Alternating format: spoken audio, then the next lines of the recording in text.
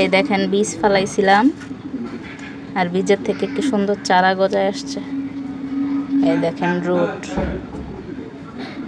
এই দেখেন সুন্দর। আর এটা হচ্ছে পর্তুলিকা, ছোট্ট ছোট্ট চারা, বীজ থেকে চারা করছি এটা, কারণ বীজ থেকে চারা করলে বেশি ফুলের সংখ্যা দেখা যায়। আর এটা হচ্ছে যে আরেকটা সন্ধ্যা মালতীর এটা চারা, সন্ধ্যা মালতীর বীজ ফেলছিলাম। এই দেখেন কি সুন্দর রুট চলে আসছে চারদিক। দইয়ের বক্সে, যে আমি যে দই পাতি সেই বক্সগুলো নিয়ে সেই কাপগুলো আর কি না ফেলে রিসাইকেল করছি, সেইগুলোতে চারা বসাই দিছি।